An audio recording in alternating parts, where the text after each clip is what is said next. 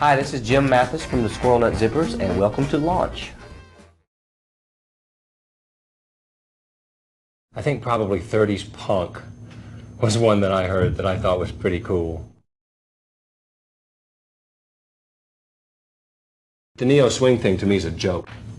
I'm not interested in the associated iconography of martinis and cigars. It doesn't have anything to do with music. I don't want to sell khaki jeans, you know.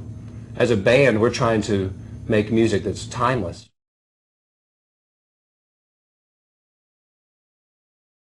Of course we cannot play like Louis Armstrong, you know. Of course we cannot play like Django Reinhardt or Fats Waller. This is a given, you know. We are not masters of our instruments like those guys were.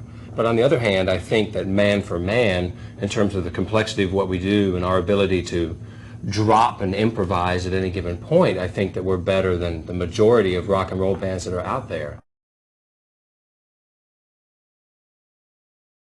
We put a great deal of store by heartfelt, visceral, emotive impact. That's where we're really coming from. But in order to achieve that, you know, you have to learn a few things about how to, you know, write a song, or how to use your voice to sing, or how to use your body when you're on stage.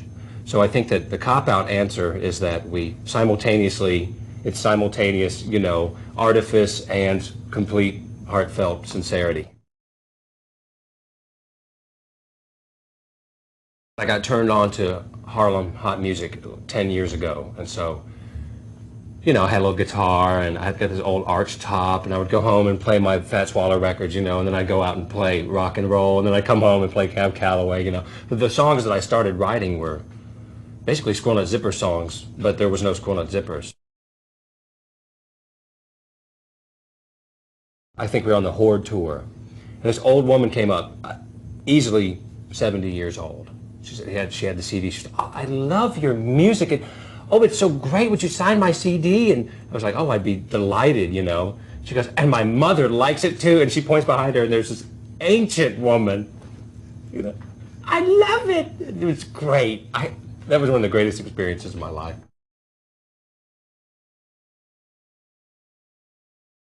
I wouldn't mind getting into a band that sounded like Howlin' Wolf's old band from Memphis. That's pretty damn rockin'. But then again, you know, there's only one Howlin' Wolf, so you wouldn't have a chance of doing that anyway. My barber, like, you know, I used to be the fly on the wall and, you know, hear those guys swap stories about how to cook collard greens or what the UNC basketball team was doing. Now it's like I'm the UNC basketball team. So I go in there and it's, you know, bells and trumpets, you know, and it's cool, and I want him to. It's cool if he derives some pleasure out of that, absolutely. But after a while, it'll make you feel a little weird, you know. I read one recently that Ken wrote that described us as a sort of musical gumbo. So I kind of like that. You just kind of throw a bunch of stuff in the pot and cook it long enough, and, you know, it's not the most elegant thing in the world to serve, but it's, you know, it's satisfying.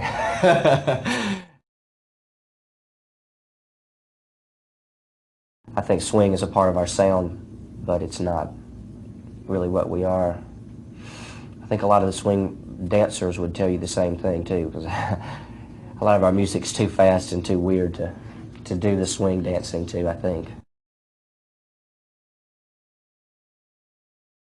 We're basically rank amateurs with a lot of feeling for what we do, and we've listened to a lot of this music. And so hopefully, you know, our learning curve will catch up with our aspirations someday, and we'll make a truly great record.